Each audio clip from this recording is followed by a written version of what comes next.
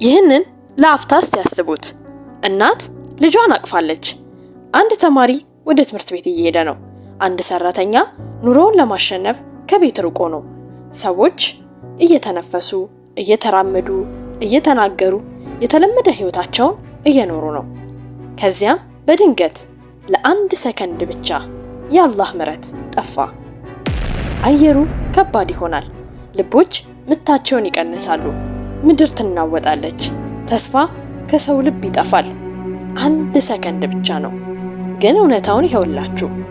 ልባችን አሁንም የሚመታበት ምክንያት፣ ዛሬ ጠዋት ከእንቅልፋችን የነቃንበት ምክንያት፣ ዓለም አሁንም የቆመችበት ምክንያት የአላህ ምሕረት ፈጽሞ ስላልተወን ነው።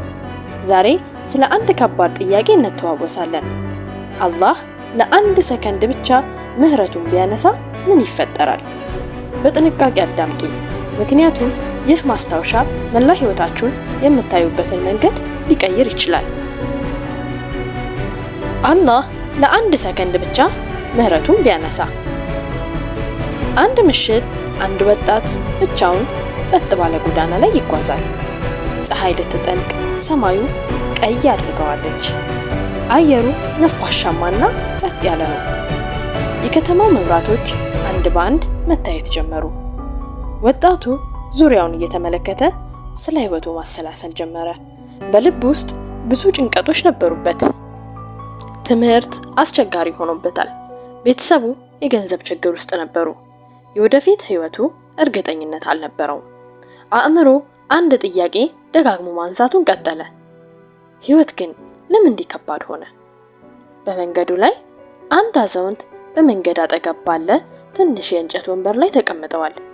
አዛውንቱ መረጋጋትና ሰላማዊ ስሜት ይስተዋልባቸዋል። ፊታቸው ለብዙ ዓመታት ብዙን ነገር ማሳለፋቸውን ያሳያል። ነገር ግን አይኖቻቸው ለስላሴና ጥበብ የተሞላባቸው ናቸው። ወጣቱ ከጎናቸው ተቀመጠ። ለተወሰነ ጊዜ ሁለቱም ዝም ተባባሉ። ከዚያም ወጣቱ ማውራት ጀመረ።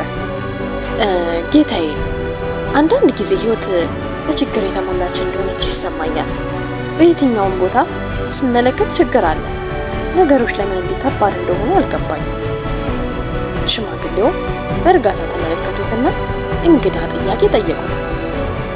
አንድ ነገር ንገረኝ እስኪ፣ አላህ ለአንድ ሰከንድ ብቻ ምሕረቱን ቢያነሳ ምን እንደሚሆን አስበህ ታውቃለህ? ወጣቱ ግራ በመጋባት ይመለከታቸዋል። ምን ማለት ሆነው? አዛውንቱ በቀስታ ፈገግ አሉ። አንድ ታሪክ ልንገርህ፣ ዓለምን አስባት። አዛውንቱ መናገር ጀመሩ። ለአንድ ሰከንድ ብቻ የአላህ ምሕረት ቢጠፋባት፣ ለዘላለም አይደለም፣ አንድ ሰከንድ ብቻ፣ አንድ አፍታ።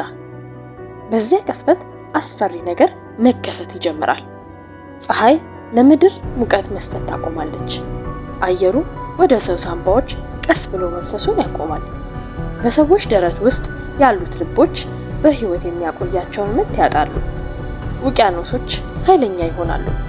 ሰማዩ ይጨልማል። ህይወትን ሚዛናዊ የሚያደርገው እያንዳንዱ ትንሽ ስርዓት መፈራረስ ይጀምራል። ልጇን የታቀፈች እናት በድንገት ልጇን የሚጠብቀውን መረጋጋት ታጣለች። ዝናብ የሚጠብቅ ገበሬ ሰማዩ ሲዘጋ ያያል። በሆስፒታል ውስጥ የታመመ ሰው በህይወት እንዲቆይ የሚያደርገውን ጥንካሬ ያጣል። ሁሉም ምክንያት ምሕረት ስለጠፋ ነው። ለአንድ ሰከንድ ብቻ። ሽማግሌው በድንገት ንግግራቸውን ገታ አደረጉና ወጣቱን ተመለከቱት።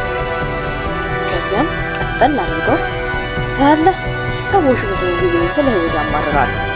ችግሮችን ያያሉ፣ መሰናክሎችን ያያሉ፣ ህመምን ያያሉ። ግን ከነዚህም የሚበልጠውን ነገር ይረሳሉ። በህይወታቸው ውስጥ እያንዳንዱ ሰከንድ በአላህ ምሕረት የተጠበቀ መሆኑን ይረሳሉ። አዛውንቱ በቀስታ መናገራቸውን ቀጠሉ።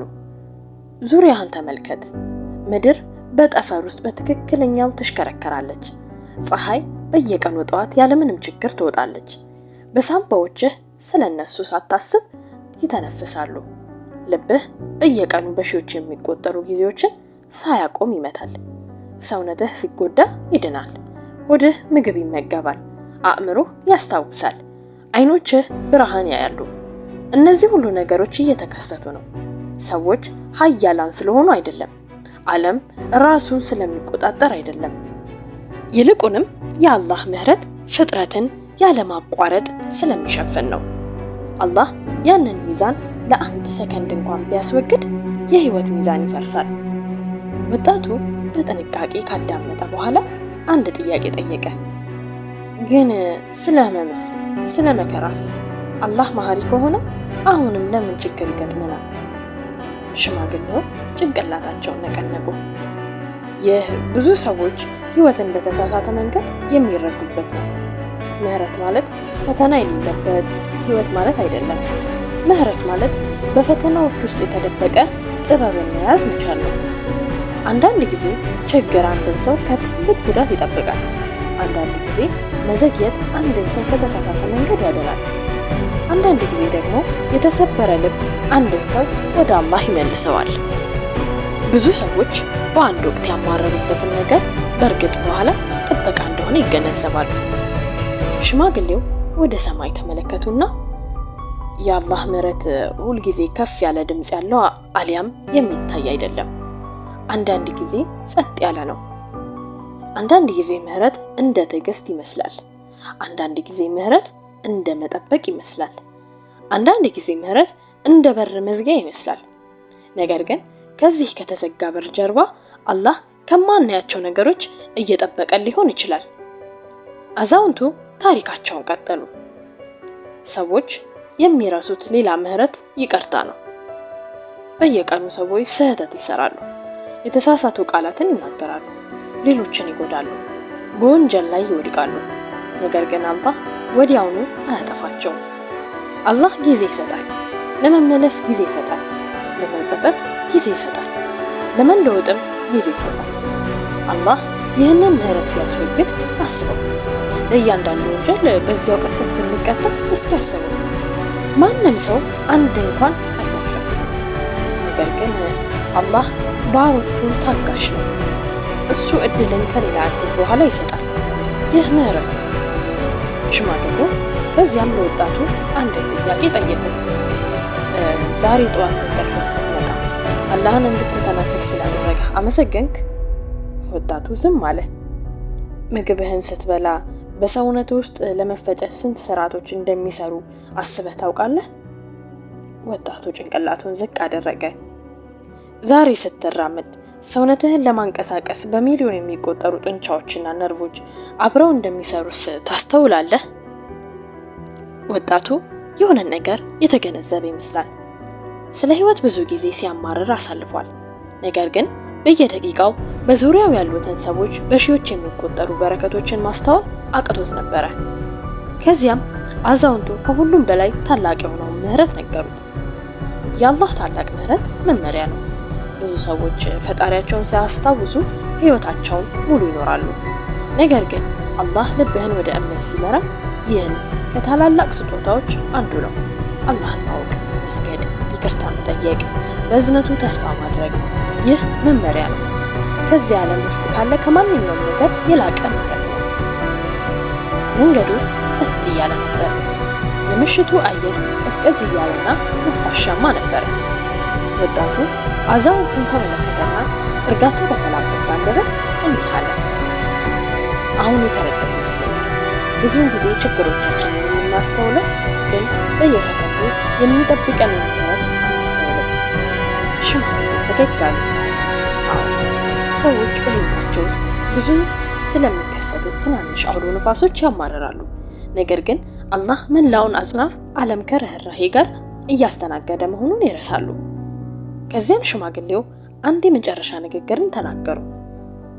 የአላህ ምህረት በእውነት የሚረዳ ሰው ተስፋ አይቆርጥም። ምክንያቱም በጣም ጨለማ በሆነ ጊዜ ቢሆን የአላህን ምህረት አሁንም አለ፣ አሁንም በዙሪያችን ነው፣ አሁንም ይጠብቀናል፣ አሁንም እንመለሳለን፣ እንድንመለስ ይጠብቀናል ይላል። ውድ ወንድሞችና እህቶች፣ አላህ ለአንድ ሰከንድ ብቻ ምህረቱን ቢያነሳው ህይወትን ራሱ ትፈርስ ነበረ። ነገር ግን ውብ የሆነው የእውነት ይህ ነው። የአላህ ምህረት ከቶ አይተወንም። የምንወስደው እያንዳንዱ እስትንፋስ ምልክት ነው። ተውበት የማድረግ እድል ሁሉ የሱ ምልክት ነው። እያንዳንዱ አዲስ ጠዋት የሱ ምልክት ነው። ስለዚህ በአላህ ምህረት ተስፋ አትቁረጡ። ምክንያቱም የሱ ምህረት ከስህተቶቻችን የበለጠ ከፍርሃታችን የበለጠና ከሚገጥሙን እያንዳንዱ ችግር የበለጠ ነው።